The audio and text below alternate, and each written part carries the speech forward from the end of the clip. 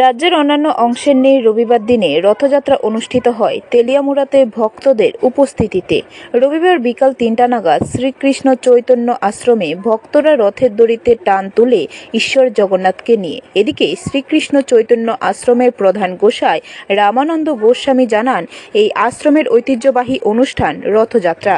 এবছর মহাসাড়ম্বরের সাথে ঐতিহ্যবাহী রথযাত্রা অনুষ্ঠান অনুষ্ঠিত হচ্ছে।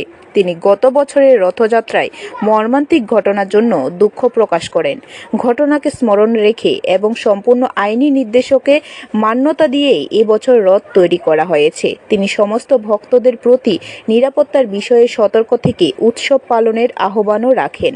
প্রসঙ্গত উল্লেখ্য, রথযাত্রাকে কেন্দ্র করে যেন কোনো অপ্রীতিকর ঘটনা না ঘটে এবং সরকারি নিয়ম মেনে যেন করা হয়, সেই উদ্দেশ্যে গত দুদিন পূর্বে খোয়াই জেলার জেলাশাসক চাঁদনী চন্দ্রন, তেলিয়ামুড়া মহকুমা শাসক শীর্ষেন্দু দেববর্মা এবং তেলিয়ামুড়া পুর পরিষদের চেয়ারম্যান রূপক সরকার সহ পুলিশ আধিকারিকদের নিয়ে তেলিয়ামুড়া চৈতন্য আশ্রমের রথ পরিদর্শন করে যান। এদিন রথের গতিপথের ও পরিদর্শন করেন এবং আশ্রম কমিটির সাথে কথা বলেন ওনারা। শ্রী শ্রীকৃষ্ণ চৈতন্য আশ্রমে রথযাত্রা অনুষ্ঠিত হয়। গতবার যে দুর্ঘটনা, সেই দুর্ঘটনা অনুযায়ী সরকার এবার পদক্ষেপ নিয়েছেন এবং সরকারি আইন মেনেই আমরা রথযাত্রা আরম্ভ করব।